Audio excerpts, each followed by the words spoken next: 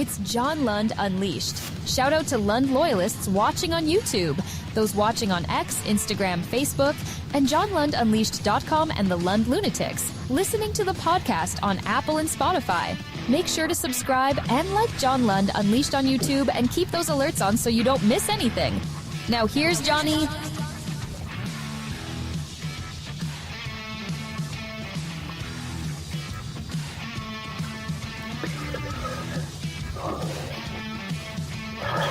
What's happening? Happy Friday night. I hope you are doing great. We have a ton to talk about. The Giants had a nice win. I was actually having Mexican food, a couple of margaritas, and was watching the Giants on this screen, Chiefs, Chargers on this screen. Then I came home, watched the second half of the Chiefs and Chargers.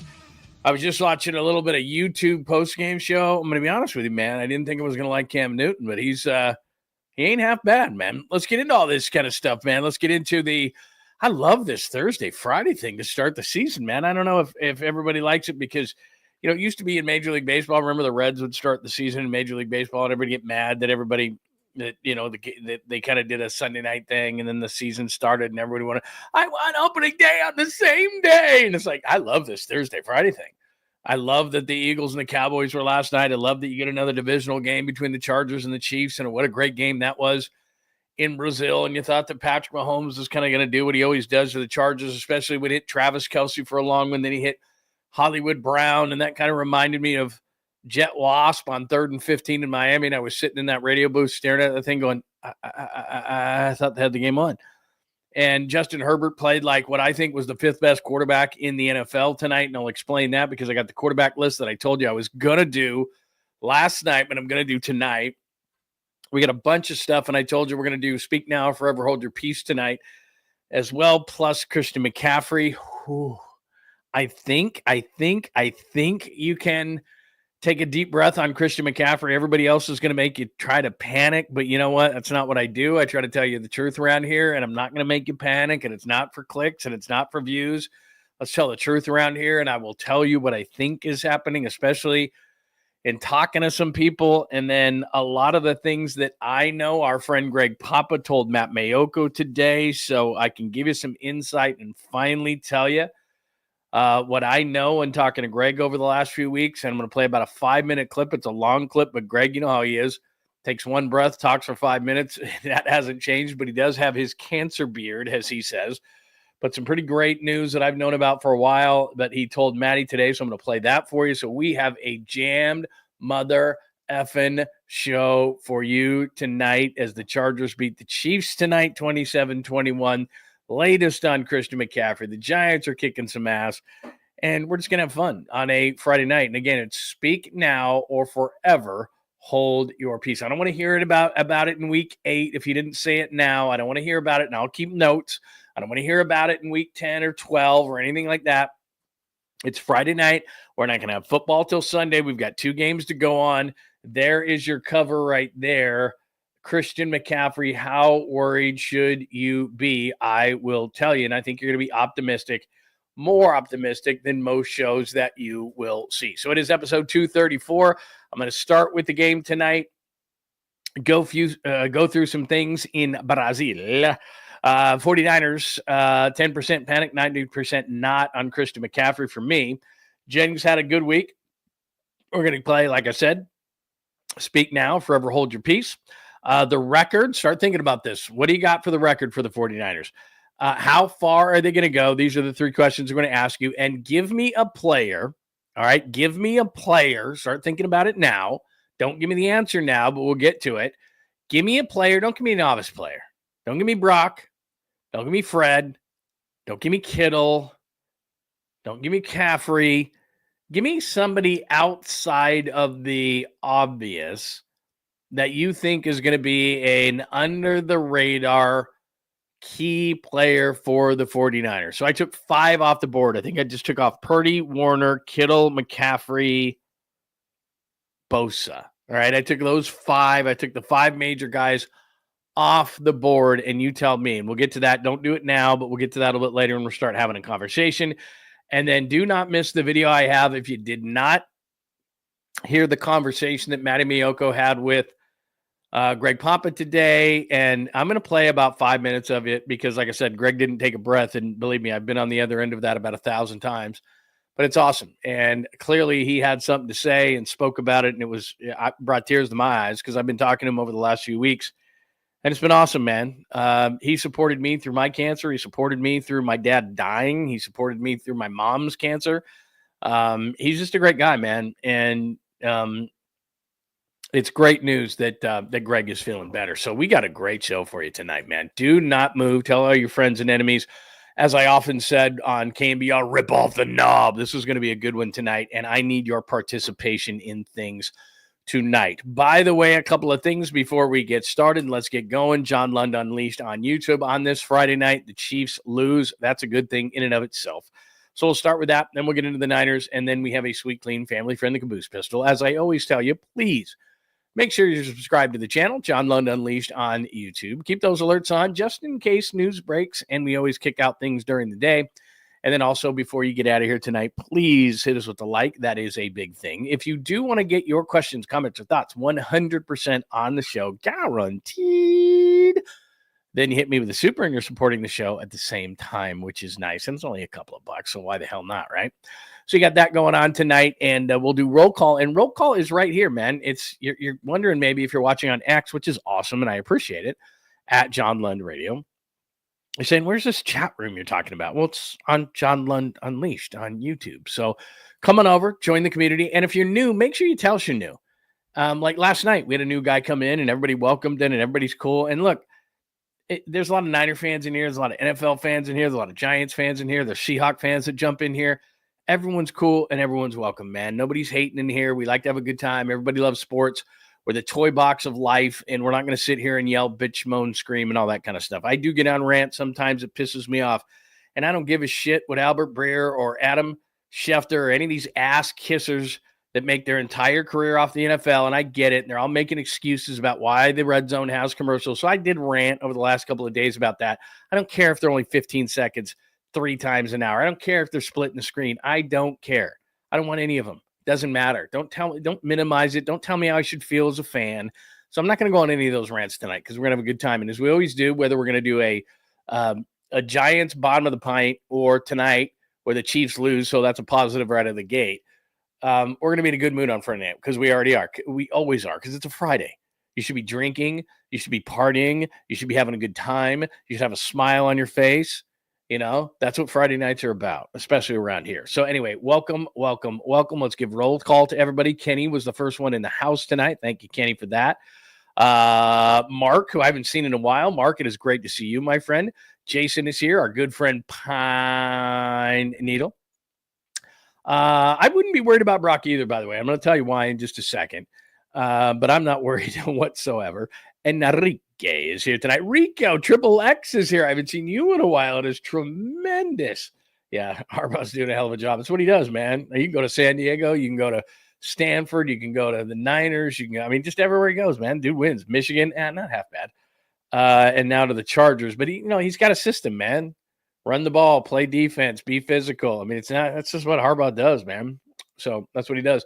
Kim is here tonight. EB, it is great to see you. I think you speak for most in this room when you say that. Absolutely.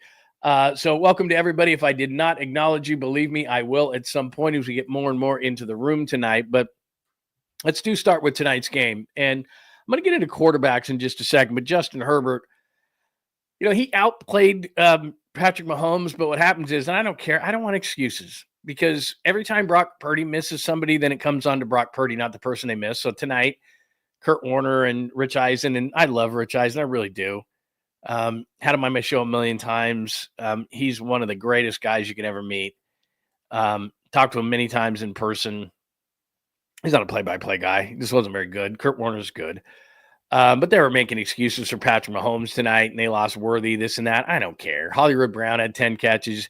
Kelsey only had 1 catch through 3 quarters, had that long one in the 4th quarter. I don't care. When Brock has guys missing, it's on Brock's shoulders. When Mahomes has guys missing, then it's an excuse for Mahomes. Herbert outplayed him tonight, and he almost did what he always does, it seems like, and especially to the Niners. He hit Hollywood Brown for some reason, just standing wide open on a third down play, which got him an easy touchdown late. And then Justin Herbert took over, made some plays, made some throws, had a run at the end of the game. And Justin Herbert, and I always talk about this, there's the big four, and you know who they are as far as the quarterbacks are concerned, right? There's Lamar, in any order, whatever you want to do. There's Mahomes, there's Josh Allen, there's Lamar Jackson, there's Joe Burrow, and then the line starts after them. Now, I don't know what's going to happen on Sunday, but I do know this. For 1 week at least, Justin Herbert was the 5th best quarterback in the league, and he might even move him up. And that's the frustrating part for some people is he's got all the physical traits in the world. He's got the gun, he's got the arm that everybody's got. He's got the athleticism. And the scary part maybe for the rest of the AFC is Harbaugh's not going to overexpose him. They're going to try to run the football. The rookie they got in the backfield, other than a boneheaded play that he made in the first half, which led to a Chiefs field goal where he didn't stay in bounds.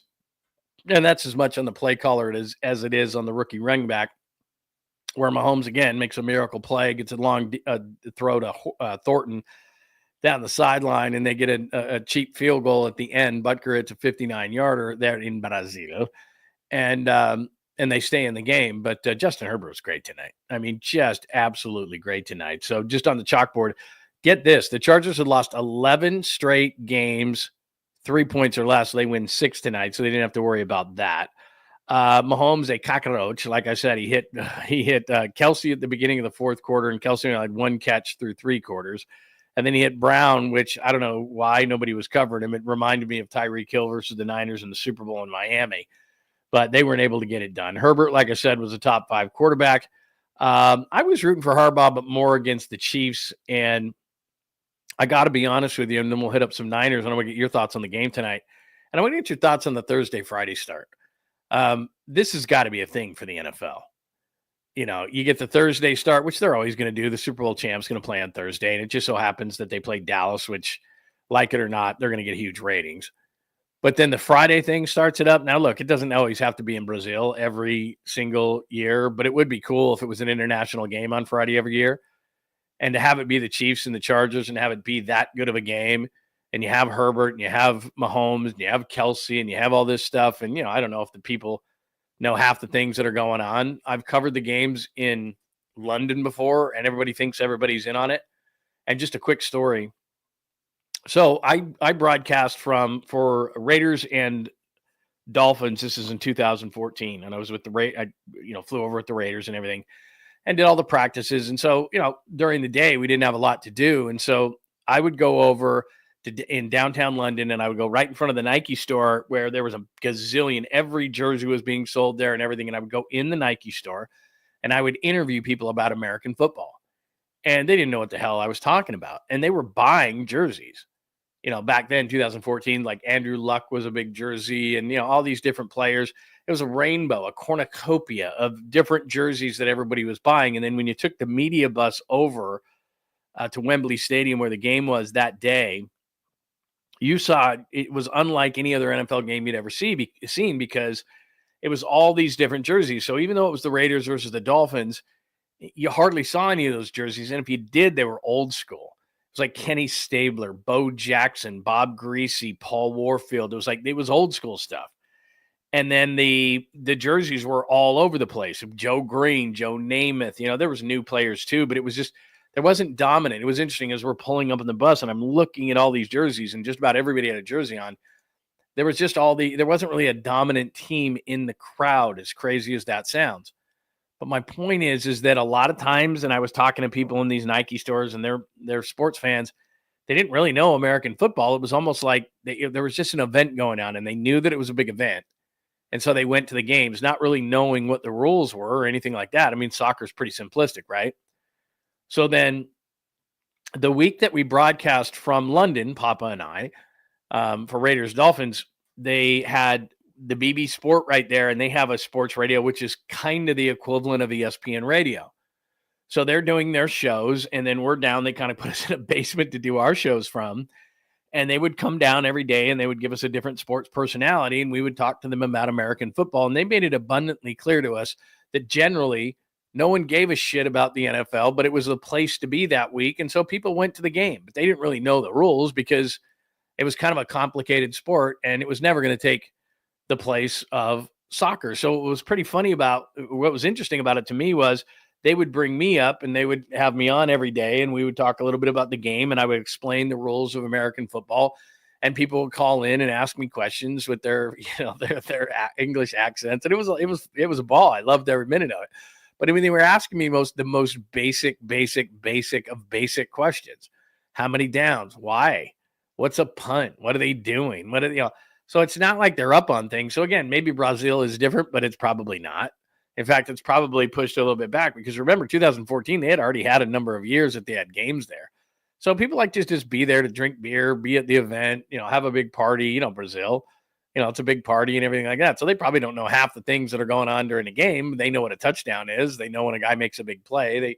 You can see the swell or hear the swell of the crowd, see the swell of the crowd. And so I just think the whole thing, point being, is that Thursday with the start, like they always do with the Super Bowl winner, and then a Friday international game playing into tomorrow, which is all the college games, into Sunday and a full slate. And it happens to be Vikings, Bears, another, and they did this on purpose, divisional showdown. And it happens to be Caleb Williams going into his second year and JJ McCarthy with his first career start. I mean, can you get a better, 5-day, Thursday, Friday, Saturday, Sunday, Monday? My God. I mean, just an amazing start to the NFL season. So, look, they don't miss a beat over at the NFL. This was no accident that they did it this way. I don't know how much they stumbled on it, but right now, Roger Goodell, the powers that be, they rubber stamp this whole thing. This is happening from now on. It's going to be Thursday, Friday. Okay, college, we'll give you one day, and then we get Sunday and Monday again. So 4 of 5 days in the first week of September, the NFL will own. Now, the other interesting part of this is tonight's game was on YouTube. If you don't like it, and if you're a relic, and I'm really sorry, and you're sitting on your couch and you can't find the game and you're pissed off, YouTube's pretty easy to find. It's not Paramount. It's not any of those things. You can pop on YouTube. It's pretty simple. Smart TVs, 100% of smart TVs have it, so it shouldn't have been a problem finding the game.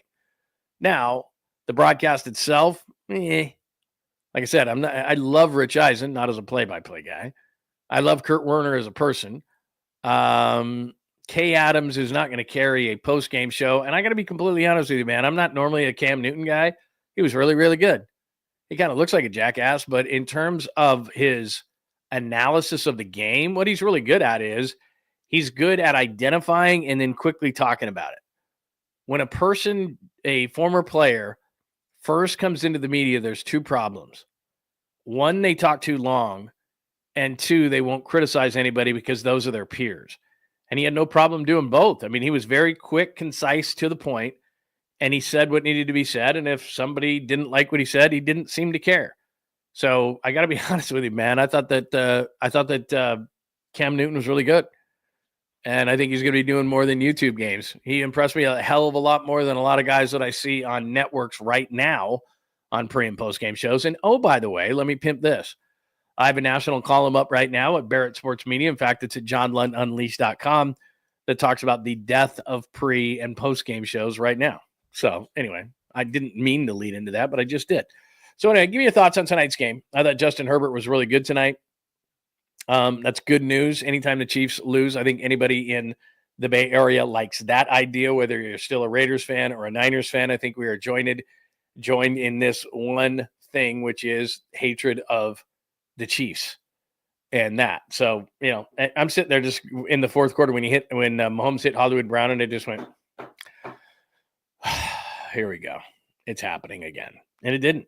So good job by the Harbs tonight, by the Chargers. And all he does is win, win, win, no matter what. I mean, just Harbs just goes in there. San Diego wins, University. Stanford wins, Niners wins, Michigan wins, Chargers wins. He's a leader of men. Papa always used to ask me all the time, what does Harbaugh do, though? Is he offense? What does he do? He leads men. Who's got it better than us? All that different stuff. It's cheesy. I remember Joe Staley and Patrick Willis and guys like that near the end said, look, we've heard this thing for like 5 or 6 years. Like, it's old. It doesn't last long, but when it does, the fire's lit. And he can do it for a while.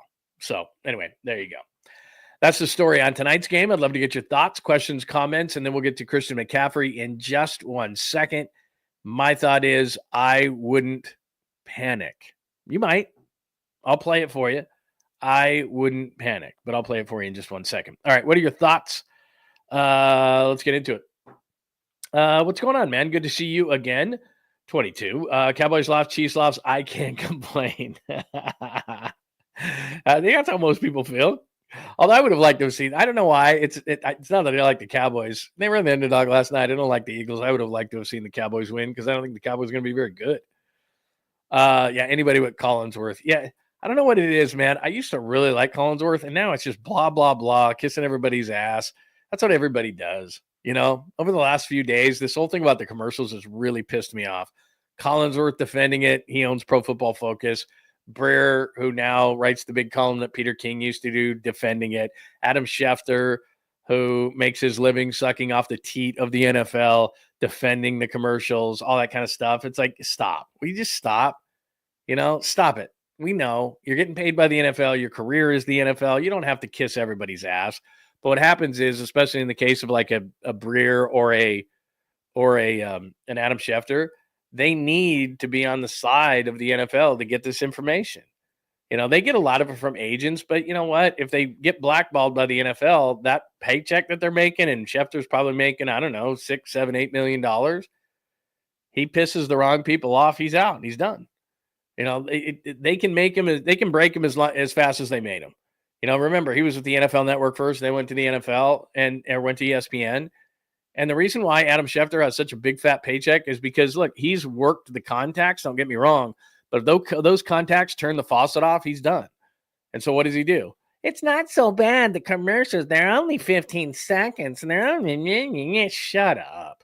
Like, get out of here. Quit defending the shield, man. You're worse than Goodell, honestly. It's getting to the point where it's vomit-inducing with these guys. I get it. Don't get me wrong. I get it. You know, it used to be that broadcasters and everything could be objective. It used to be that people who covered the teams could be objective. Now everybody kisses the ass of the team that they cover. All the broadcasters kiss ass. All the insiders kiss ass. There's no one objective left. I get it. That's how you get paid. I understand that. And if you lose the ability to have access to these guys, then that's a problem. But it used to be, especially in major markets, you'd have these guys who would get at you, go after you. And it was like, if you limit my access, then you know what? You're going to be in a lot of trouble. And I'll just be worse. I'll just turn the knife harder. And it's slowly, more slowly and slowly and slowly every single day we get less and less of those guys. And it's unfortunate. So I try to be honest, because you know what? I'm not getting paid by the Niners anymore. I'm not getting paid by the Giants anymore. I'm not getting paid by Warriors anymore. And so I like telling the truth. It's liberating, to be honest with you. But the Schefter thing and the last few days with this whole thing about the commercials, it's nauseating. Quit defending the shield, man. Supers, remember, is a great way to get onto the show. By the way, our good friend Danny, everybody, who is one of our original viewers, listeners, and he is down in the Valley of the Sun. And I know you do stuff with content, Danny, as you can see the cactus in the background. You had another monsoon a couple of days ago, because I was in Phoenix about 2 weeks ago, and I had to pull over, man. There was you had one of those monsoons, and that's the dirt was like right in my face. I couldn't see anything. I'm just like, pull over. Gave it like 90 seconds, and then I was fine. But I was talking to a friend of mine last night. They had another one of those, was it last night or night before, or whatever it was? But there's our good friend Danny. Time to beat the 12s on Sunday. Yeah, I was texting with a friend of mine up in there, and they're still saying it's going to be more than 50% Niners fans on Sunday. They'll still pump that damn sound in there in Seattle. But by the way, I don't know what your thought is on this. I love, even though teams are going to be better and the Niners defense is going to be better as the season goes on, I love this whole week one interdivision stuff. So we saw the Chiefs and Chargers. We saw the Eagles and the Cowboys. Monday night, we're going to see the Bears and the Vikings. We're going to see the Niners and the Seahawks. I love kicking the season off with it like this, man. I think it's great. I think it's very cool. Good to see you, Danny. Thank you so much. That is a nice and generous donation to the show tonight. Thank you for the super, Danny. That's our good friend, Danny Golding. And make sure you're following him, too, because I know he does stuff as well. So there you go. There's Fuji, our good friend Fuji. I know it's not bottom of the pint, but Papa deserves a chug. 100%. And everybody, by the way, Fuji's the greatest. And thank you, Fuji, for the nice donation tonight. Don't go anywhere because, as you can see, let me get, I want to make sure Fuji gets his fair time on the screen there. But as you can see right there at the bottom of our Niners tonight, Papa update. And I got about a 5-minute update in which, like I said, I have been on the other end of these where Papa takes not a breath for about 5-6 minutes. But it is absolutely, well, most times it's warranted, but it is certainly warranted tonight. And a lot of the information that I've been kind of zipping my lip about, Greg brought into the public eye today when he spoke with Matty Mayoko. And I'm going to play a few minutes of it. And I'm at liberty to say a few things. So it's going to be really cool. So do not leave tonight because we're going to start with CMC here in a second. But at the bottom there, before we do the Sweet Clean Family Friendly Caboose Pistol, a Greg Papa update. So do not miss that. And this is our good friend Brock 408. Are you starting to believe in the Giants? How can you not? Right, Brock? How can you not? I like I told you, I'm trying to clear out the you can give me grief for this, but I'm trying to clear out the garage fridge. And so I have high noons. They're just sitting in there. So cheers to Papa and cheers to the Giants. I don't know if you were here a little bit earlier, Brock, but so tonight I took my daughter to dropped her and some friends off at a football game. And of course, you know, they were all sitting in the back and I was like the Uber driver. So I drop them off. And on the way home, because my wife's at a movie with our son, and I said, what should I do? I hadn't had dinner. So I don't know, this is one of the most underrated things in life. So nobody's home. Nobody's going to make any dinner. I'm on my own. And one of my favorite Mexican restaurants is on the way home.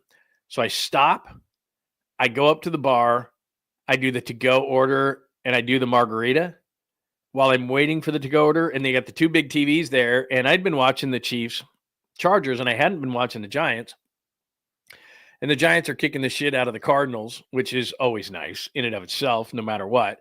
But given that the run that the Giants are on, that's nice. And then they got both games going on at the same time. And I'm like, this is just amazing. And then you take the food home and then you finish watching both games because I'm in the studio here and I got two TVs going on there. So I'm eating Mexican food, whipped up myself a cocktail and watching the end of the games. I mean, it doesn't get any better than that. So yeah, a long way of saying or of answering your question, my good friend Brock, is how couldn't you believe in the Giants? Now, here's my fear, and I got to get over this. This is a me problem, not a you problem. My problem is, don't they do this to us every single year? They're good. Oh, they let us down. Oh, maybe. Oh, never mind. Like they missed the playoffs by a game or two. So I always get very skeptical of getting pulled back in by the Giants, but they're just crushing teams. You know, I mean, they're on a roll right now. They're crushing it. It's kind of inexplicable because they traded, which was their strongest point, which was their bullpen. But my God, the guys that they traded away. Have you seen Duvall pitch for the Yankees, by the way? My God, the other night he imploded again. So, you know, it coincides with Devers is crushing it and Willie Adames is crushing it. And, you know, I mean, they're just rocking and rolling. I mean, if they could have combined at any point during this season, when early in the season, the starting pitching was rocking and the relievers were rocking and rolling the way they were before, obviously and look, they weren't wrong in doing this, pulling the plug on the bullpen a little bit. And now all of a sudden the offense can't be stopped. I mean, the offense is just every single night. It's Devers hitting rockets and Schmidt hitting rockets and Adames hitting rockets. And ever since, you know, Chapman over the last number of games, it's like, don't suspend that dude because he's hitting rockets. I mean, it's crazy. Now, can they keep it up? I don't know. But to your point, I mean, you kind of have to start keeping your eye there. I just get nervous. It's almost like a love triangle. You get sucked back into that whole thing, and then they let you down again. So I shouldn't have that viewpoint, but I kind of do. So that's where I am as far as the Giants. Thank you, boys, for the supers. Much appreciated. Much appreciated. Anthony is in the house. Really appreciate that. You might be new. By the way, that is beautiful. You got the Bosa going on there, 4x4. That's very nice. Let's do CMC. You led us to a perfect segue. So if you didn't see it today, and I talked to a few people because I wanted to make sure I was accurate when I came back to you. So let me back up for just a second, and then I'm going to play Christian McCaffrey in the locker room today. So I've been telling you ever since OTAs, ever since I was standing to Christian McCaffrey's right before OTA, or with the last OTA, and McCaffrey was there, and I was the first one there to ask him, "How's your health?" And he was very nice about it, and kind of turned to me and said, "I'm fine, and it's been a great off season." And then from that point forward, he kind of got a little bit more terse every time someone would ask him about his health. And then as a media, we kind of pick up on that. So what happened was we kind of didn't ask him about it anymore. He was asked about it during the Denver joint practices by some people who came, some TV crews who came from Denver. But most of the questions started to come or started to go to his teammates or Kyle Shanahan or John Lynch or somebody else. How's he looking out there, Brock? How's he looking out there, George? How's he looking out there, Trent? And we kind of stopped asking him. And then I told anybody who would listen that you're crazy if you don't take him high in your fantasy draft. And I don't mean Saquon Barkley or Jamar Chase or, some of the top players. But if you're going to let him roll to the third round or something, you're crazy, because everything I had heard from every insider, every person I talked to, was he's healthy, he's healthy, he's healthy, he's healthy. Okay, then we fast forward to yesterday. Doesn't practice. Now, let me explain something to you. We don't have the access anymore as a media that we had during training camp. So what happens in training camp is they're out there, they're stretching. It's about 10:30 in the morning. They let us in. The whole area is fenced off. There's some fans there that are season ticket holders that are in one corner. And they let us shoot for probably the first, 20 minutes we're there.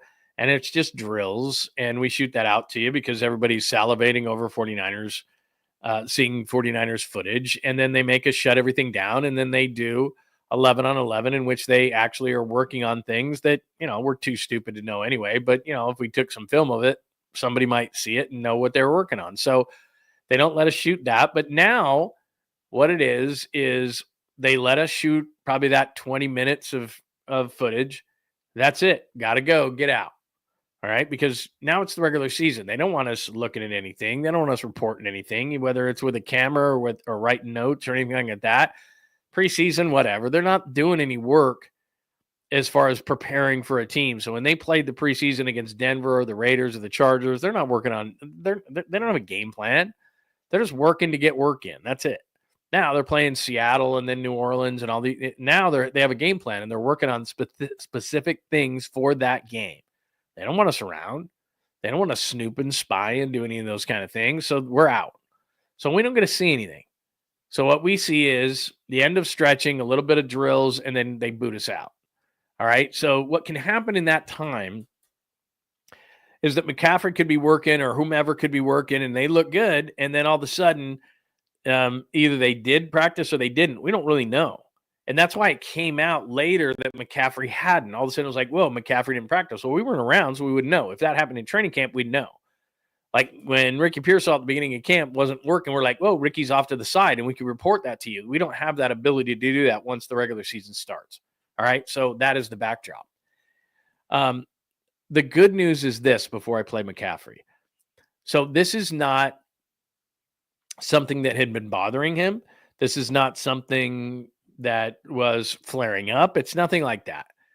There was a slight, and I do mean slight tweak, whatever you want to call it. And what Christian McCaffrey will tell you here is, and Kyle Shanahan says this all the time, is that Christian sometimes needs to be saved from himself. And as he's getting a little bit older, the organization has kind of said, hey, man, we get it. We know you love ball. We know you love playing. We know you're a tough guy. We know, you're in shape and everything, but you got to let us know if anything's going on, because we want you to play as long as you possibly can. So let's get on the same page together.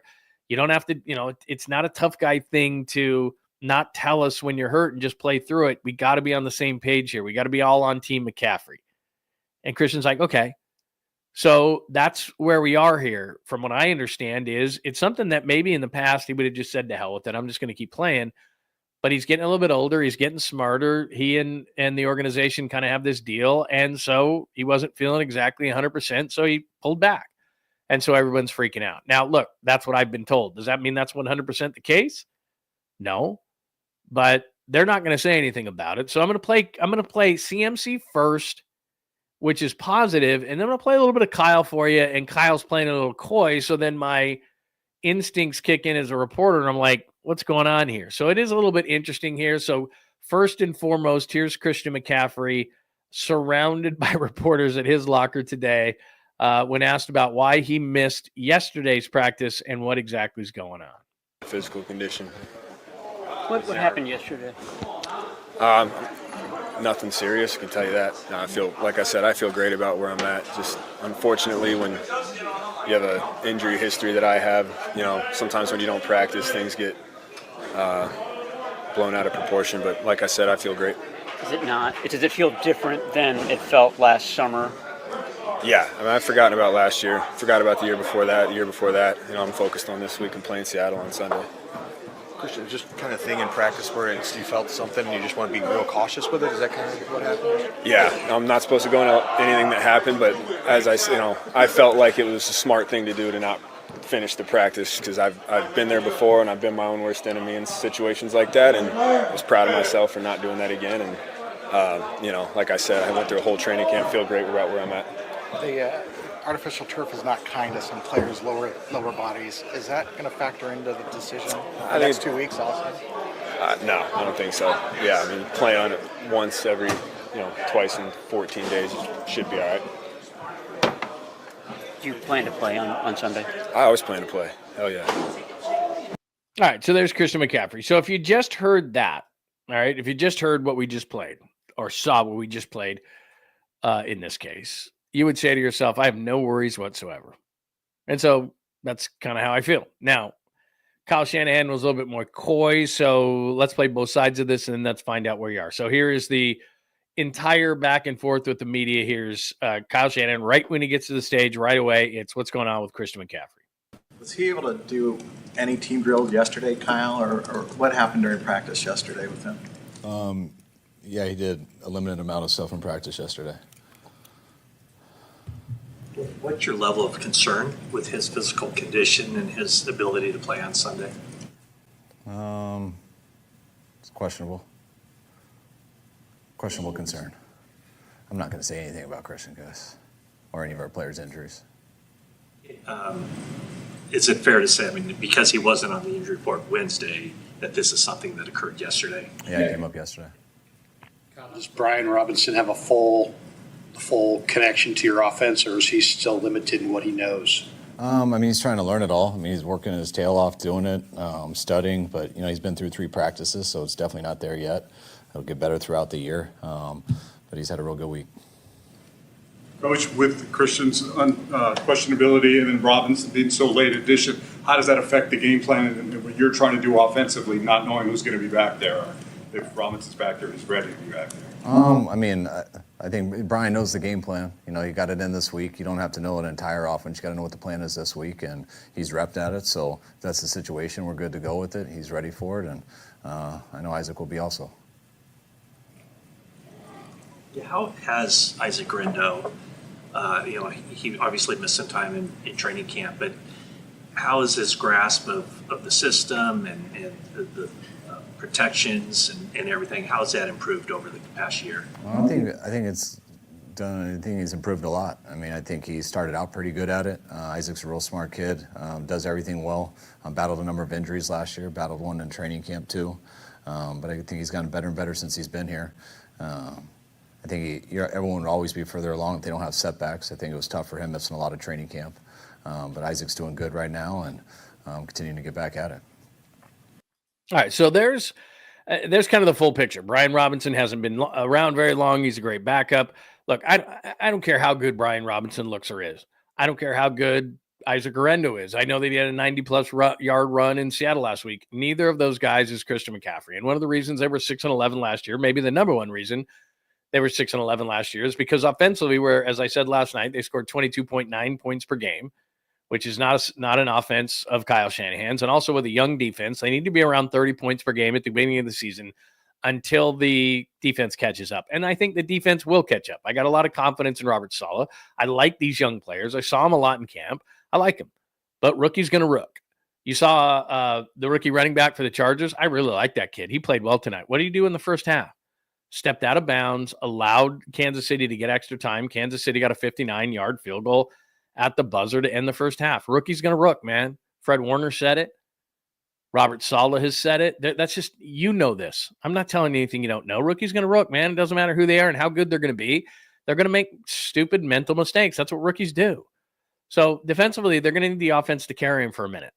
So that's why it is such a massive deal, because Ryan Robinson isn't quite ready to carry the load. And even if he was, he's not Christian McCaffrey. He does not take that gravitational pull like we talked about last night, so that the defensive players have to stare at him. Meanwhile, George Kittle gets that one step that he needs because the linebacker leaned that one way over an inch and missed it. That's just how critical it is that Christian McCaffrey's in the game. Now, after hearing both of those sides, there's two thought processes here, which is A, the 49ers, if he's healthy 100%, he's going, because last year they went 6-11. This is a huge game against Seattle.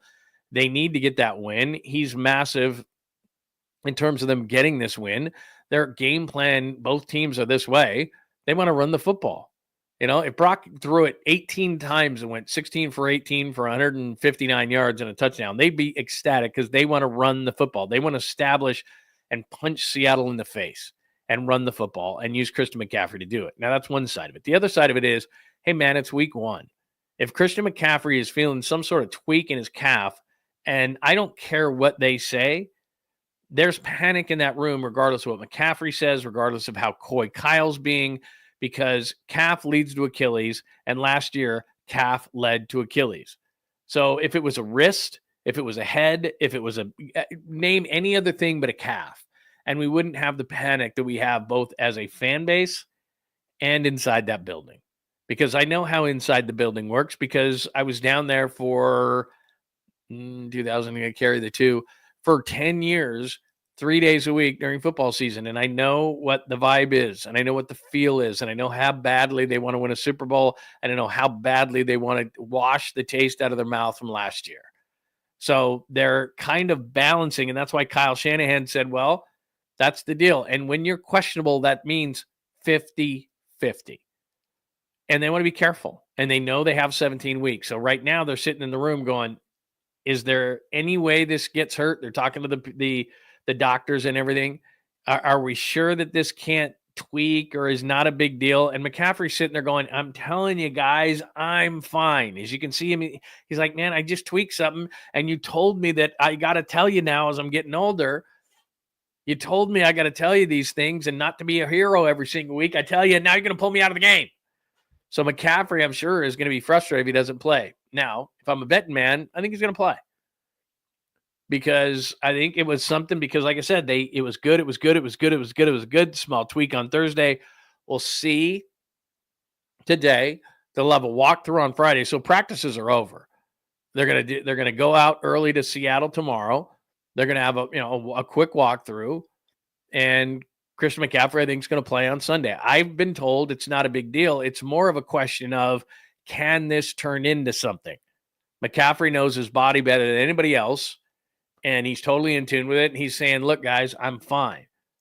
But the other side of it, too, is there's a sportsmanship element. And here's what Seattle's doing. They're going, don't feed me this bullshit. Christian McCaffrey's playing. So they're gonna have the game plan like Christian McCaffrey's playing. But why would Kyle Shanahan give you the information anyway? To please me or you? He doesn't care about our fantasy teams. So he's not going to tell us. There's going to be no, he's going to play. You're going to see 23 jog out there with the first team offense for the Niners on Sunday. But he's not going to tell anybody a moment before. Nobody's going to know that. Now, maybe Schefter, maybe Mayoko, maybe somebody like that. But they're not going to announce anything. So if I'm a betting man, he's going to play because they need to get off to a great start. I've been told it's not a big thing, but the 49ers want to err on the side of caution to make sure it's nothing. And look, if Brian Robinson had been around here a little bit longer, I think maybe, that might play a piece into this whole thing. And we forget that Guerrero, most of his college career, was a wide receiver, and he's still learning the intricacies of this zone read offense. Now, look, he's putting a foot in the ground, and he's fast, and he made plays in Seattle last year. He's not a bum. They've got 3 running backs that are legit, and I think Jordan James is good too. So they've got 4 guys. None of those guys, combine all 3 of them, are Christian McCaffrey, and everybody knows it. So am I panicked? No. As I put down there, My panic meter right now is at about 10%. So that's 90% not. And you can tell me where yours is. You just heard the same thing and saw the same thing that I saw. McCaffrey, unless he's one of the best actors of all time, does it seem like this guy's worried? Physical condition. What happened yesterday? Nothing serious, I can tell you that. No, I feel, like I said, I feel great about where I'm at. So unless he's just he's a hell of an actor, and I've seen him on those Lowe's commercials, he's not a hell of an actor, I think he's okay. I think he's going to be fine. So give me your thoughts. Those Lowe's commercials are like, let's give this guy as few lines as possible, please. Anyway, give me your thoughts on that. You just saw both. So tell me what you think as far as Christian McCaffrey is concerned, and I'll get your thoughts. All right, here is Kyle again. So that's the big story, and there's nothing even really close. But here's Kyle, because if there is a second story, it's Jauan Jennings. He's going to play. He's going to start. How effective can he be? This is Kyle Shanahan talking about Jauan Jennings' week at practice. A real good week. Got a number of good workouts over the weekend and stuff, which adds to the conditioning. We had our fourth practice today, so I think he's gotten better and better throughout the week, and I'm excited to see him out there on Sunday. All right. I'm not worried. I think Jauan Jennings is going to be Jauan Jennings. We talked about it at length last night. He's doesn't need to be an intricate route runner. He's a guy who out-physicals players, and that's going to be a great matchup because Nick Immanwori is a guy, a second-round pick out of South Carolina, is a big physical guy. Witherspoon plays much bigger than his size. If Reek Woolen, and they don't move their corners either, but Reek Woolen is a big, fast corner. If he matches up with him and Brock says, I'm going to throw it up, that's a hell of a matchup. Woolen is about 6'2", 6'3", 210, runs a 4.26. That's pretty ridiculous. So we'll see. But having Jennings on the field is absolutely great. Jennings, Pearsall, we'll see who's going to be the third. Is that going to be Sky Moore? Is that going to be Russell Gage? Is that going to be Marquez Valdez-Scantling? But to me, Jennings and Pearsall, those are going to be the key guys, and Jennings will be fine. I'm not worried whatsoever as far as Jennings is concerned. So before we play Speak Now or Forever Hold Your Peace, because I told you this a couple of days ago and I told you again last night, I wanted to get ready for this. Final time. And we can't do this once the season starts. That's cheating. How many games are they going to win? How far are they going to go? Talking Niners. And give me a sleeper. Warner's not a sleeper. Bosa's not a sleeper. Kittle's not a sleeper. Purdy's not a sleeper. Who else? Like Demo's not a sleeper. Like, give me somebody where you're like, you know what? This guy could determine their fate. So you tell me who that person is as well. So we'll do that in just a second. But I was going to do this last night. And it's better that I did it tonight because Jalen Hurts played great last night. He's, as Stuart Scott used to say, cool as the other side of the pillow. Justin Herbert was tremendous. It's not that Patrick Mahomes has fallen off at all. He hasn't. It's just he doesn't have the weapons he used to. Now, Kelsey made a great catch, or great play. He was left wide open to start the fourth quarter, but going into the fourth quarter, he had one catch. He just doesn't have the weapons. Ty Thornton made a big catch before the half to set up that field goal. Worthy, who's an okay wide receiver with really good speed, was hurt, and they were talking about that. Hollywood Brown had 10 catches tonight. He's okay. They don't have the Tyreek Hill and prime Kelsey that they had. So it just tells you that Mahomes is good. And actually, Mahomes for a lot of the game tonight was better with his legs than he was with his arm. And that's not a knock on Mahomes. It's just he doesn't have the guys he used to have. It's just what it is. And every quarterback's like that. So I saw this the other day, and you can make fun of this all you want. But I say this often. There are 4 quarterbacks. Hopefully you can see that well enough. So what I did is I did my top quarterbacks, and I just X'd out guys that I just don't think are part of that top quarterback group. So let me just get this on my screen. So on the top left, that's Kyler Murray, Michael Penix. And you got the 4, okay? Lamar Jackson, I put at 4. Josh Allen, I put at 2. Mahomes, I put at 1. And I know a lot of people are going to disagree with that. But again, game on the line, Patrick Mahomes, I'll take him over everybody. And then who did I put at number 2? I'm sorry, this is hard to read. I could have done this a little bit better. But Joe Burrow 3, Lamar Jackson 4. So look at that right-hand corner. See that right-hand corner? Josh Allen 2, Lamar Jackson 4, Joe Burrow 3, and I put Mahomes down on the right column about 4 down, number 1. So those 4 in some order are the top 4 quarterbacks in the league. There's no doubt in my mind. And then, like on a night like tonight, if you look at Justin Herbert, I have Herbert 6th. He's on the left column, 1, 2, 3, 4, 5 down.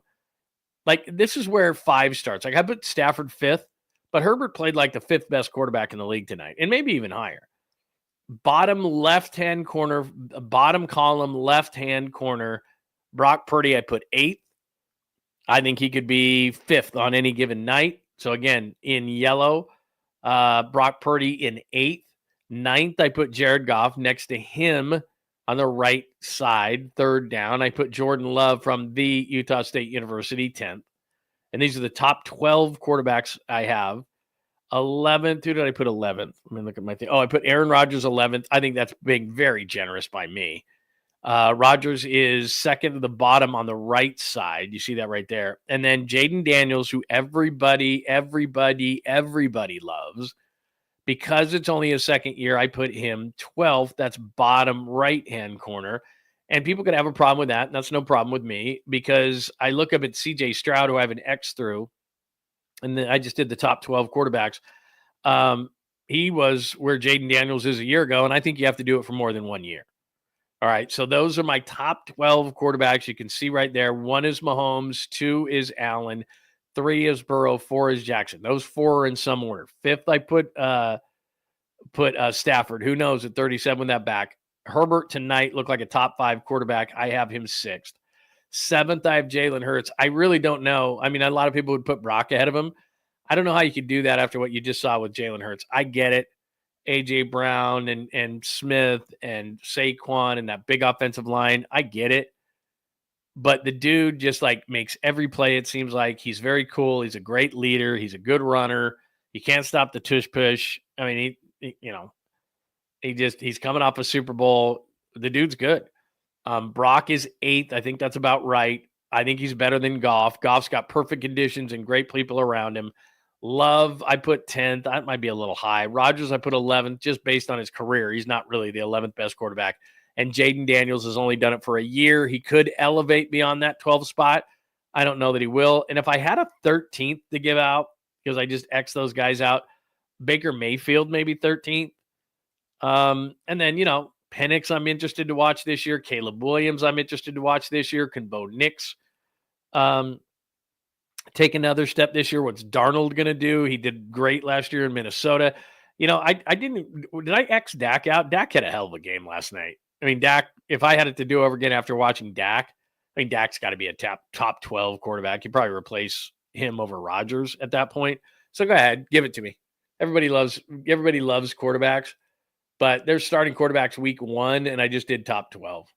So throw it at me. You can tell me I'm an idiot. That's fine. I don't think there's a debate for top 4, and then the list starts at there. And I say this all the time. The 5th best quarterback in the league, you could pull a handful out every given Sunday. Brock could be the 5th best. Herbert could be the 5th best.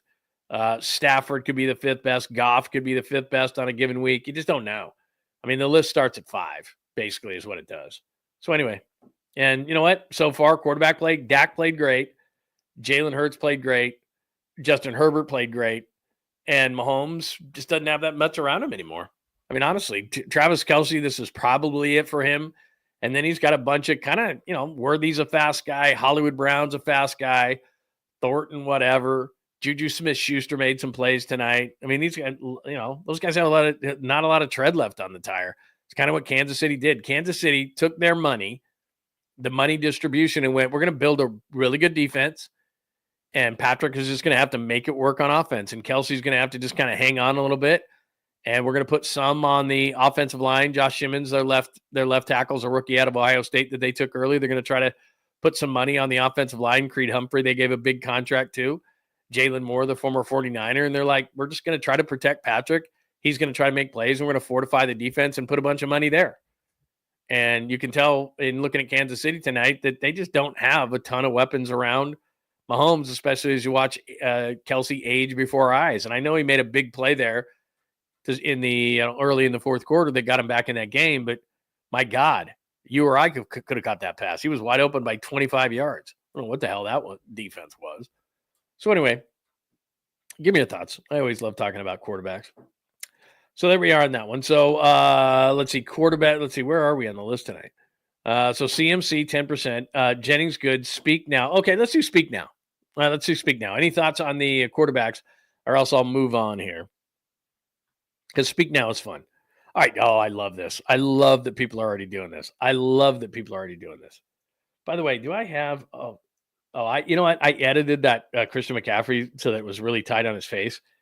But it was like CJ West's locker is right next to Christian McCaffrey's. If you go to social media or something and you see the Christian McCaffrey interview, CJ West's locker is right next to Christian McCaffrey's, and the dude is like pretty much naked, and he's trying to get dressed, and he looks over at the camera like, "Could you give me could you not have such a wide angle on the camera? I'm trying to get dressed here, bro." It's kind of funny. Anyway, whatever. All right, speak now, forever hold your peace. Here's the deal. All right, give me a record. Give me how far they're going to go, talking Niners, and give me a sleeper. Just a non-obvious guy. You can do whatever you want. You do you. All right? But you tell me a sleeper, a record, and how far they're going to go. Let's put it this way. Record, how far they're going to go, and sleeper. All right? Give me that. All right? Ooh, EB already throwing one out there. You know, Watkins is a great choice, EB, because we saw today that he's already out at practice, and I thought, and that was what was a bummer because it was like, well, with Robinson missing the first 3 games because of the DUI, Watkins, I think this week the starters would have been Watkins, Pearsall, and Jennings, and I would have been really kind of excited about that, given I told you early in camp the way Watkins looked, especially with the kind of that jab step he was using to get off the line with that 4.37 speed. And then he had the high ankle sprain, and I thought, well, shit, he's not going to be back, I don't know, first 3 weeks of the year. And all of a sudden, you know, he's still doubtful to play in Seattle week 1, so I'm not sure that we're going to see him. And they fortified their receivers, so I think they're going to be okay without him for week 1. But he looked good in camp, man, and they probably need to give him another week to get up to speed and, you know, get back into football shape and all that kind of stuff. But the fact that he's already practicing, that is huge news, by the way. So that's a nice call on Watkins by you, EB. EB's going 11-6. I'll give you mine in just a second. I've already given you 9-8, but I might be hedging a little bit on that. So 11-6. I can see 11-6 for sure. With this schedule, I can see 11-6 for sure, and I'll tell you why in just a second. Let's see. Salty, good to see you. Who's gonna for sure determine their fate, good or bad? Moody. Oh, you had to bring him up. You had to bring him up, didn't you? I hadn't really thought about him. Having a great night. I'm not blaming you for it, Salty, but you're probably right. I mean, most games in the NFL are 1-score games. I mean, tonight was a 6-point game, but does Moody make the 59-yarder that they were rushing to get on the, you know, I mean, he did in Vegas. So, I mean, he could, but then he could turn around and miss an extra point or a 35-yarder at the same time. So that's an interesting. Moody's an interesting one. I'll tell you this right now, and I know this for a fact. They're just not going to have very much patience with him. Kyle's going to lose his mind. They're not going to have very much patience with him. I'm telling you that right now. Let's see. Hi, Mario. It's good to see you. Yeah, for sure. I mean, the play that hurt. I mean, think about this. I don't know if anybody knew this, but on the touchdown drive that gave them the 27-18 lead, Herbert was 8 for 8 for 73 yards and a touchdown on that drive. Didn't miss a throw. He was badass. I mean, it was just, and the touchdown throw was just moving right, perfect throw. And by the way, you know, hindsight's 20/20. And I know that given the opportunity, Keenan Allen was going to go back to the Chargers the whole time. But remember how much of the offseason we spent, you and I, talking about Keenan Allen, Amari Cooper. Amari Cooper went to the Raiders. He's already retired. Keenan Allen, of course, went to Cal. So we've got a little bit of ties to the Bay Area. 7 catches tonight for 68 yards and a touchdown. I bet if the guy ran a 40 right now, he'd run a 4.8. But he knows how to get open. He knows the intricacies. Everybody who plays this game with a stopwatch, whether it's Joe Montana, Brock Purdy, Keenan Allen, Juwan Jennings, they don't understand the game. The dude gets open. And then he catches the ball when he gets it. 7 for 68 and a touchdown for Keenan Allen tonight. He couldn't beat you or I in a race. Doesn't matter. Wouldn't be bad if the Niners had him. But I get it that he went back. I mean, he's played, 14 seasons in the league, 13 with the Chargers and just 1 in Chicago. But they don't win that game without Keenan Allen tonight. He was really good. But my point on Herbert is 8 for 8 for 73 yards on the touchdown drive that gave him the 27-18 lead. And then with 2 minutes left in the game, like 2:05 left in the game, he scrambles to his right. He's a better athlete than you think, even though he's 6'6", 240. And he scrambles for the first down that seals the game, and then is smart enough to actually slide in bounds to keep the clock running. So nice performance by Justin Herbert. And look, you can talk all sorts of things about Justin Herbert and, all this talent. He hasn't won anything, playoffs and all this blah, blah, blah, blah, blah. But tonight, he was really, really good. 10-7 CJ West. That's not a bad call, my friend.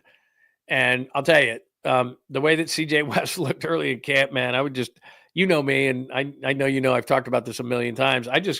They'd let us in. I'd go right to, so you walk in, there's this fence, and it's obviously have stuff so you can't see. And all the offensive guys are over here and all the defensive guys are down here in this corner of the D line. I go right to the D line, and I just stood there for 20 minutes and watched these guys doing the one-on-ones, and then they would bring the O-line over. Loved watching CJ West. So if he's back and he's got his, football legs under him and stuff like that, and he's in that turbo package, that pass rushing package for the 49ers, can't wait to watch 99 play. I don't disagree with you. And 10-7 is not bad. I mean, does 10-7 get you in the playoffs? Yeah. Man, the NFC West is going to be tough. I could see the Rams at 10-7, Seahawks. I could see that's kind of the record I see with like Seattle, San Francisco, and the Rams. Maybe somebody goes 11-6. Niners could, given their schedule. But CJ West is a nice call there. That's not a bad call at all. 12-5. Joey's got the 12-5. And again, everything depends. I'm asking you for a single player, but everything depends on how quickly the defense gels. I think they're going to score. I just told you it's 90% versus 10% your panic level on McCaffrey. I should say 10 and 90. It's not 90 you should panic. It's 10 you should panic. So I still think McCaffrey's going to be okay. And what's great about this whole thing is, as much as we talked about injuries and 20 guys missing in camp on certain days for practices, look at them now. We knew that Ayuk wasn't going to be back. We knew that Mustafa was going to be back.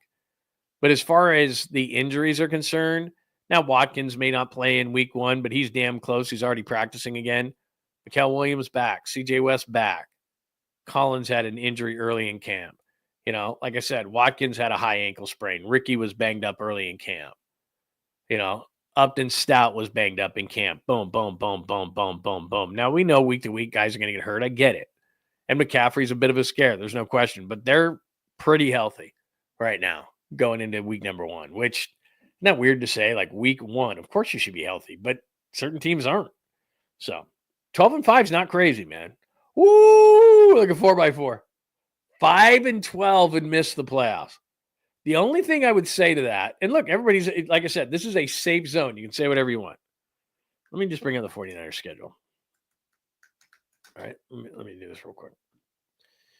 I just can't see 12 losses unless, last year they were 6-11. So, it's not impossible. But if they get general health, I talk about this all the time. If they get general health, right, I just can't see them losing that amount of games. I just can't, because it's just such an easy schedule. But, again, things change year to year. So let me just pop this up just because you said that. Seattle could be a loss. Let's play worst case scenario and all those stupid injuries, right? At Seattle's a tough game. At New Orleans, you're going across the country. Arizona's always a pain in the ass. Jacksonville stinks. I can't see that. At the Rams, tough. At the Bucs, across the country, plus they're good. Falcons, I have no idea. What is Michael Penix going to be? I don't know. At Houston, that's going to be tough. At the Giants is interesting because week 9, I bet Danger Russ is not their quarterback anymore. I bet it's Jackson Dart. And Jackson Dart, I think, might be a good quarterback one day, but not in week 9. Rams, again, we just talked about. At the Cardinals, pain in the ass. Carolina stinks. Cleveland stinks. Tennessee stinks. Indy stinks. Bears, we'll see. A lot of people have hopes for them. And then you get Seattle at home. So I can't see 12 losses unless they have the type of crazy season that they had a year ago. Having said that, if you and I were sitting here a year ago having a cocktail on the Friday night before the game or before the season started, and I said, hey, I've got a crystal ball here. I'm clairvoyant, and the Niners are going to go 6-11. You'd have said, are you high? And I'd say, yes, I am, but that has nothing to do with it. So I would have never have seen 6-11, but I can't see 5-12. But again, you are due your opinion. That's how this show works. But I don't know. I just, out of that schedule I just showed you, I cannot see 12 losses. I cannot. I hate to see it. We win in the wild card round and lose in the divisional round. Well, let me ask everybody that question. If the Niners off a 6-11 season get in the wild card, what's that? 10-7, right? 10-7, 11-6. That's wild card. I think 9-8, you don't get in the playoffs. I think 10-7, maybe. I think 11-6 for sure. So you're in the wild card. You win that round. You lose in the divisional to Micah Parsons in Green Bay, right? Or Philly or Detroit. Is that a failed season? I mean, given what Niner fans think, because think about it. By the way, let's all remind ourselves that Super Bowl 60 is at Levi's Stadium this year, and that would be awesome if they could be at Levi's Stadium for the Super Bowl. But like you said, I mean, if they lost in that round coming off on a 6-11 season, I guess it would be mildly disappointing. But having said that, all the guys they let go and all that kind of stuff, I wouldn't be overly disappointed if I said, look, they just ate the most amount of money, of dead cap space in the league and just went 11-6, won a wild card game and lost in the divisional to a pretty good team. I wouldn't be jumping for joy because I do know this. I always jump for joy, but you know what I mean. I wouldn't be overly ecstatic because it is kind of win a Super Bowl or bust around here. That's what people expect when they have the type of players they have on this team, but I wouldn't say it was a failure either. So give me your thoughts on that. Look at you, sound like Kyle Shanahan. I'm just worried about 1-0, bro. I feel you. I know what you're saying. Oh, Nick Martin's. We have a Nick Martin nomination. That's not a bad call. Nick Martin, his last 2 games, very, very good. If Nick Martin has a big impact, here would be my fear. If Nick Martin has a big impact, because right now his best opportunity to get on the field is as a strong side linebacker. And actually all 3 linebacker positions for the 49ers are kind of interchangeable. You don't want to lose Fred. But they have a weak side, a strong side, all that kind of stuff. And right now it's Fred the middle. The weak side linebacker is going to be D Winters. And usually you've got a nickel on the field most of the time. So that's going to be Upton Stout. You don't use that strong side guy a ton. And so that would mean Nick Martin, if he was going to be a sleeper, that would mean that D Winters sucked or got hurt. Most likely. Hey, it's our good friend Dom, everybody. Say good evening to our good friend Dom. It is great to see you. Yeah, I'm going to play a little bit of that for you, everybody. Beard Papa, he's got the cancer beard going on. And I'm just so stoked that he came out and he told everybody what's going on and everything, because I just been kind of, I can't say anything until he says something. And so I can let you in a little bit. So don't leave the show. We've still got a bunch of stuff to do tonight, but I've got the Papa stuff that I'm going to play for you a little bit. We are playing right now the game show that is sweeping the nation. Speak now or forever hold your peace before Sunday against the Seahawks. And again, you can see the asterisks right here. Record, how far are they going to go, and be a player that's not obvious as a sleeper candidate for the 49ers. We're going through that. Especially Filthy after Butker hit that 59-yarder when they were scrambling right before the half, and then he misses an extra point. If Moody does that, we're gonna have pitchforks. We're not gonna be happy whatsoever.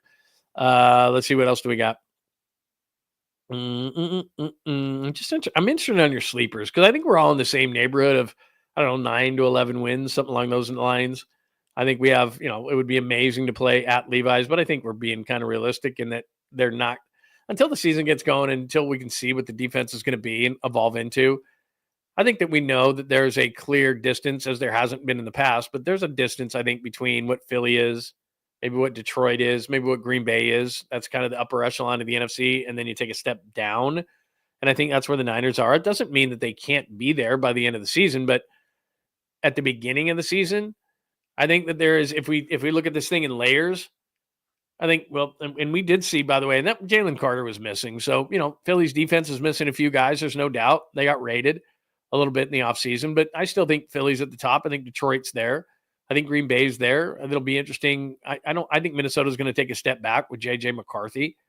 Who am I missing out of there? I don't know. For some weird reason, I think Washington's going to take a step back. Could be wrong. What else do we got? Who else? God, where everybody's bringing up kickers. Ooh, Stout's a good call, by the way. What's going on, Humboldt Fats? Good to see you, man. 11-6. I think a lot of people will be happy with 11-6. And if I was a betting man, I've said 9-8. 11-6. I don't know. I just kind of get a sense of 11-6, maybe. But Stout could be a big one. I am. You know what? If to be completely honest with you, which I try to be, if I'm looking at defensive guys on Sunday, I know Mikael Williams and CJ West and all these different guys. I can't wait to see Upton Stout because this is a hell of a challenge. And I've talked about it before, but the season that Smith and Jigba had, the season that Cooper Kupp may have if he's healthy, that's a hell of a challenge. And if this kid can step up against those guys this weekend, now we're cooking with gas. I mean, seriously. Kid comes from Western Kentucky, undersized, but he's tough. Misses camp. If he has the ability to miss camp, play well against these guys, come up and stop the run because Seattle's going to run right at that kid too. And that's Mikael Williams' side. So Seattle's going to go strong side, run right at Mikael Williams and test him, and run right at Upton Stout and test him. And if Upton Stout is up to the task both against the run and the pass, they're going to speed this process up defensively. Really, it's going to help a ton. Just a ton. Filthy, that's a good point. Lions lost both of their coordinators, Aaron Glenn's with the Jets and Ben Johnson with the Bears. And that's tough. We've seen it with the Niners. I mean, people don't think about those kind of things. And you just reminded me. That's a good call by you. All right, keep them coming. Again, speak now, forever hold your peace. Record, how far, and a player that we are possibly overlooking. All right, so just to recap, we've gone over tonight's game, the Chargers, and I love this Thursday-Friday thing. Love, love, love. They're going to do this. They got to do this. Do the Thursday opener with the champ. Do the Friday thing with an international game. Love it, love it, love it. And I love the divisional matchups. Keep it coming. So that's first and foremost. Talked about Justin Herbert, talked about the Chargers, Chiefs, etc. Went into the Niners. I feel good about Christian McCaffrey. If you missed it, I played the video from the locker room today. Go back and watch it. Kyle Shanahan, not quite as optimistic. Jennings had a good week, according to Kyle. Played that for you a little bit earlier. We played Speak Now, Forever Hold Your Peace for record, how far, and a player that is not obvious. We also got into a conversation about quarterbacks tonight. All right, so I saved a best for last for you. So, as you may know, or you may not, maybe you're not watching from the Bay Area, I've been doing sports radio and media for about 30 years, and for the last over 15 years, it's been in the Bay Area. I helped start 95.7 The Game here in San Francisco, worked with first Tom Tolbert at KNBR, and then when Greg Papa came over to KNBR, the Niners and KNBR wanted me to work with Greg, and we had a very successful show at 95.7 The Game, so we got back together and started doing middays, and I've known Greg for over 15 years. We've become very close friends, not only because we worked 4 hours a day together 5 days a week, so you become like a married couple almost, but just we had a lot of things in common. We covered 15 Super Bowls together. We've countless sporting events, and we're just friends. We live very close in the East Bay for many, many years and went out together, and we've just become really, really good friends. And he's a great guy. And he's the voice of the 49ers. He is sports in the Bay Area. And obviously everybody knows that he has taken the season off to fight cancer. So I'm not going to talk about it because he tells Matt Mayoko here, and he takes one big breath and goes for about 5 minutes. So I'm in contact with Greg just about every day, and we've talked many, many times and had great conversations. And one of the reasons I respect Greg beyond the great play-by-play and anything about sports or anything, just as the person, I had cancer, beat it. He was right there. My dad gave me basically a death knell cancer diagnosis 10 minutes before a show one time, and I bawled my eyes out and said the show must go on, and did the show, and Greg supported me through that, and all sorts of different health issues we both had, and he's just a hell of a guy. And so when this all came down, it was devastating to all of us, especially those who were really close to Greg. And so he gives a great update to Matt Mayoko today. So without further ado, let me just play about 5 minutes here of Greg, and then I'll just say a couple of things about it. But you want the update to Greg? Here is the update and notice what he calls the cancer beard. And Papa sounds like Papa. So here's Matt Mayoko with Greg from Greg's backyard, actually, as he gets ready to go into chemotherapy. Actually, he's done it and is doing it all weekend long. Here's Greg with Matt. And mainly that oblong ball that I love so much. But whether it's a big orange ball or a little small white ball, it's all been about all ball. I've done it all. So on July 16th, I was diagnosed with what is known as all B, acute lymphoblastic leukemia, B cell, Philadelphia negative. Philadelphia negative. The citizens of Philadelphia are negative. My brother was there for a long time, but I didn't know if I wanted to be Philly positive or Philly negative. Anyway, I have leukemia, and I have cancer in my family, all kinds of cancer. Lost my brother. This is my hat for my brother Gary, who died. Philadelphia sportscaster forever and ever, and my mentor. He died in 2009. He was diagnosed at age 49, died at 54. So he lost so many years too. So I was, maniacal about getting PSA tests and everything. I just, my mom had double mastectomies. My other brother had prostate. There's just cancer all over my family. But this is a blood cancer. Like, how do you get it? It doesn't matter. I do have it. I'm dealing with it.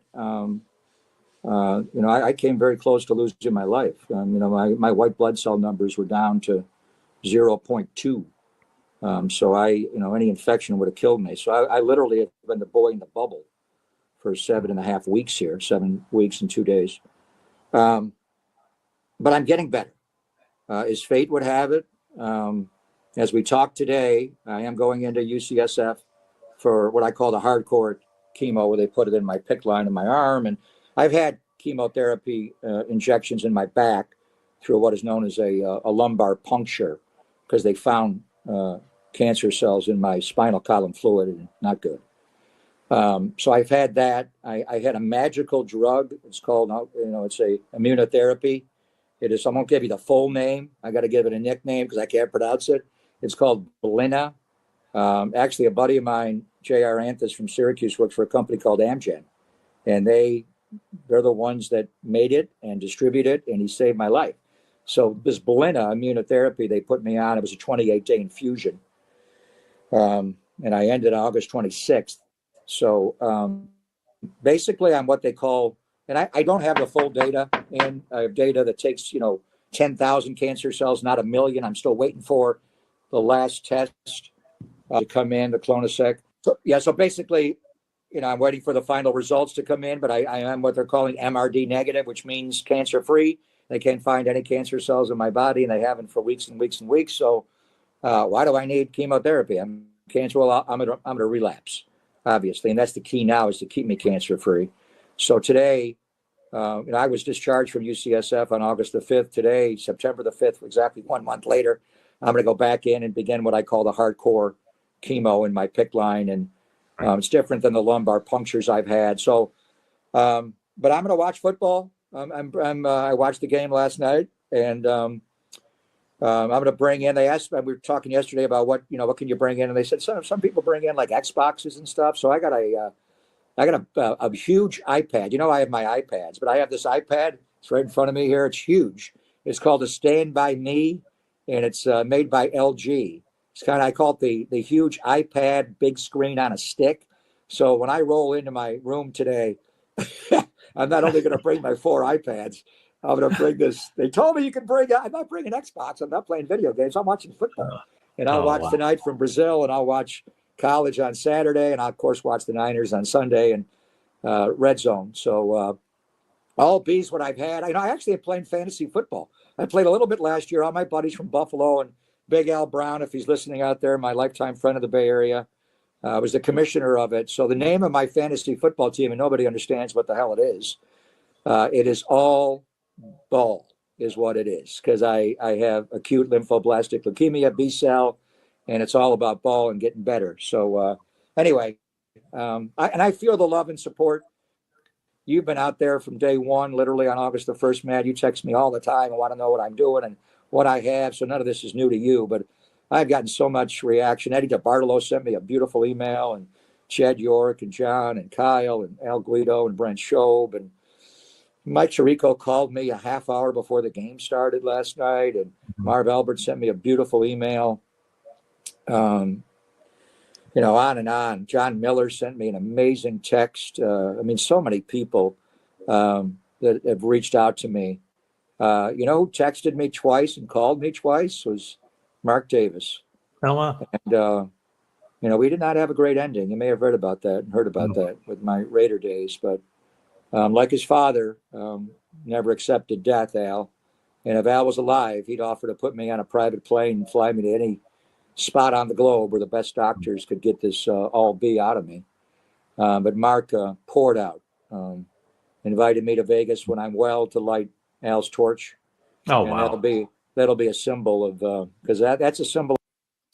I wanted to end it there because for those who don't know, the way things ended when Papa and I were doing a show on 95.7 The Game, we were at the Fred Blitnoff golf tournament, and Mark had interviewed Mike Shanahan, ironically enough, and Greg and I were doing the show, and he said that Al would have rolled over in his grave and would have been pissed off that because the lawsuit between Al and Mike Shanahan and it ended so poorly, and then he was even interviewing Mike Shanahan, and Greg got pissed about it, and then Mark wanted an apology from Greg, and Greg said absolutely not, and then so when Mark had an opportunity to let Greg go, he did, and it ended his many years as the Raiders play-by-play voice in a negative sense. And so it was great for me because that part I didn't know. I knew everything else that he had been saying there, but I didn't know that part about Mark to go and to light the torch. And I think that Greg, as much as he is loved by 49ers fans now, I think it would be a really cool thing that he could, because he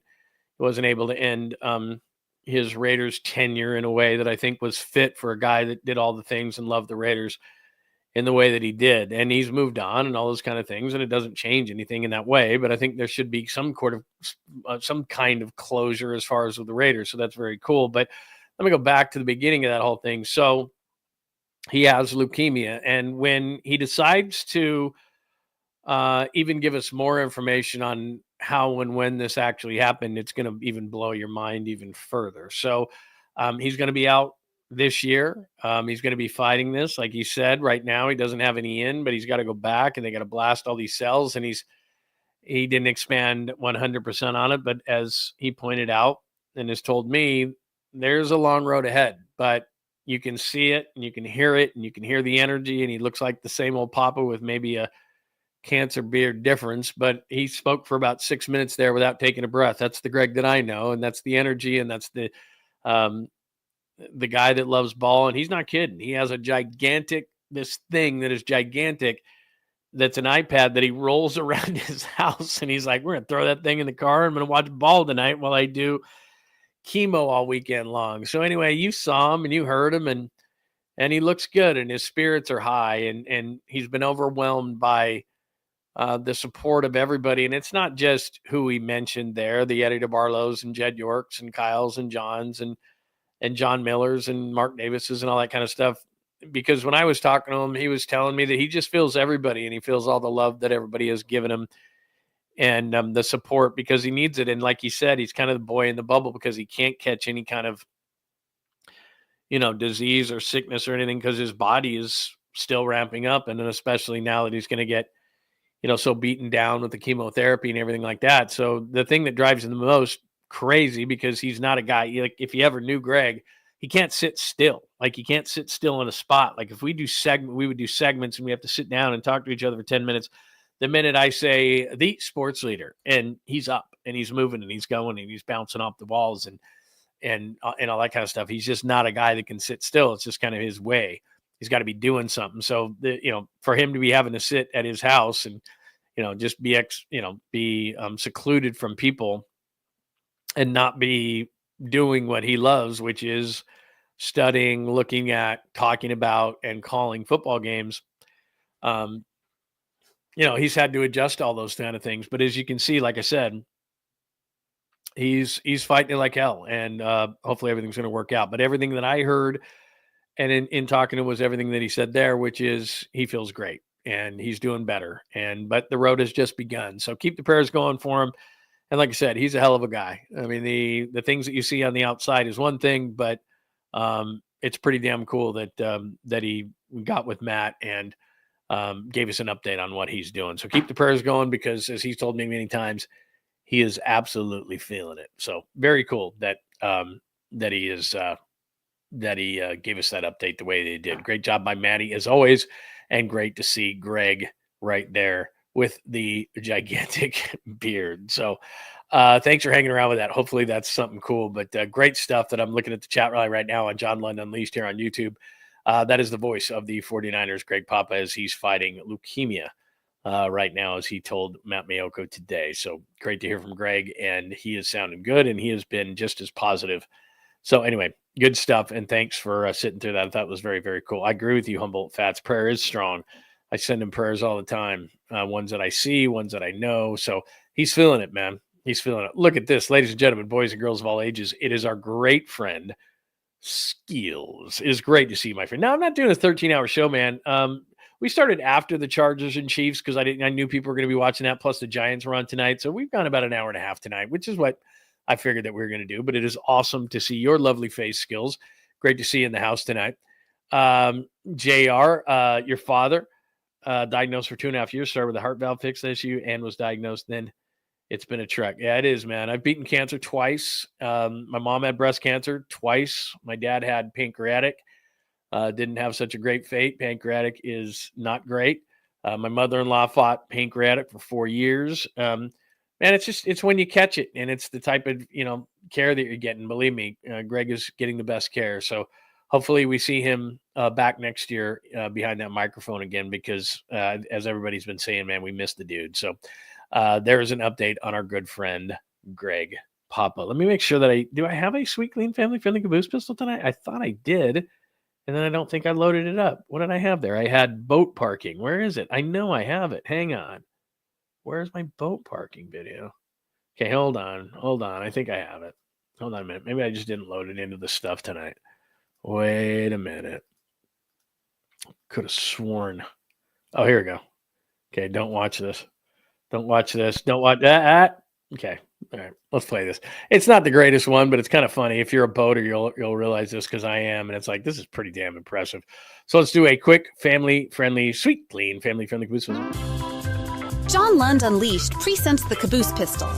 Wedged in the crack of her buttocks. Somehow, someway, Lundo thinks this is the best way to leave a final impression on you for the day. The old caboose pistol, everybody has one. Did you say caboose pistol? I know some women who could hide a machine gun in there. No, you Leave don't. me out of this, you weirdo. Here's John. All right, we've gone over a lot tonight. Chargers beat the Chiefs. Justin Herbert was great tonight.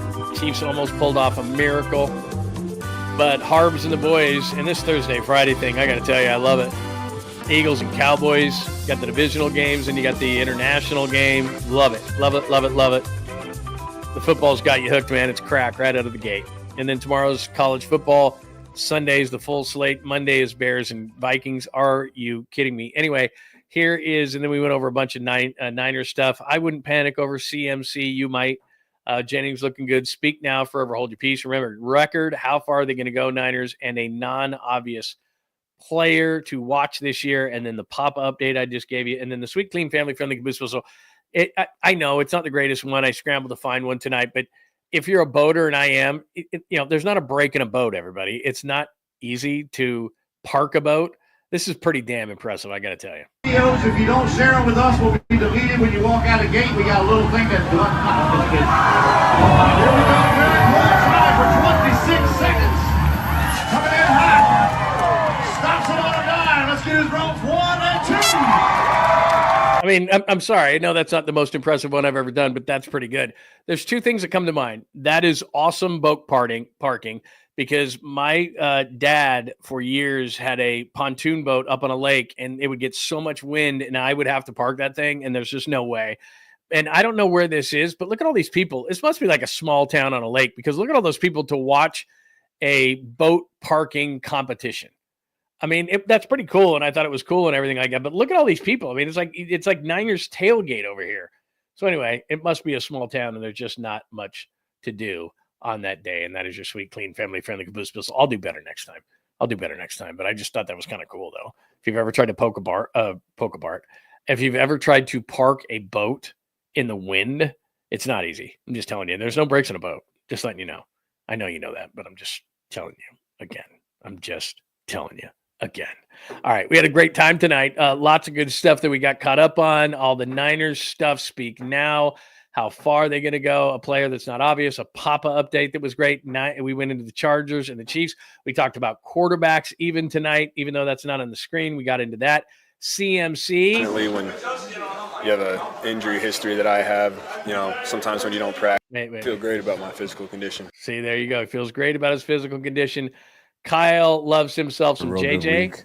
Got a number of good workouts over the weekend and stuff, which adds to the conditioning. We had our fourth practice today, so I think he's gotten better and better throughout the week, and excited to see him out there on Sunday. All right, so there you go. He loves himself some JJ. That's going to be looking good. Speak now. We did. How far are they going to go, et cetera, et cetera. The Papa update we gave you. Chargers, Chiefs. So we did a lot tonight on a Friday night. Great stuff by everybody. Thanks for hanging out on a Friday. Do remember, before you get out of here tonight, please hit us with the like. That way the algorithm says not a half bad show. Thanks for watching on X tonight at John Lund Radio. Remember, if you have questions, comments, or thoughts, stick them right underneath here where the comments on the show. If you don't do that, I'm always on X, so at John Lund Radio. Subscribe before you get out of here. Get your alerts on John Lund Unleashed on YouTube, and hit us with the like before you get out of here tomorrow as well. Hit you up in the morning. We'll do a little bit of a preview of the Seahawks and the Niners, and then on Sunday we'll do a post-game show after Seahawks and 49ers. So we're staying busy all weekend long. Thanks for hanging out on a Friday night. We appreciate it. Thank you for leaving the family and everybody else. I am honored. Everybody else, have a great rest of your Friday.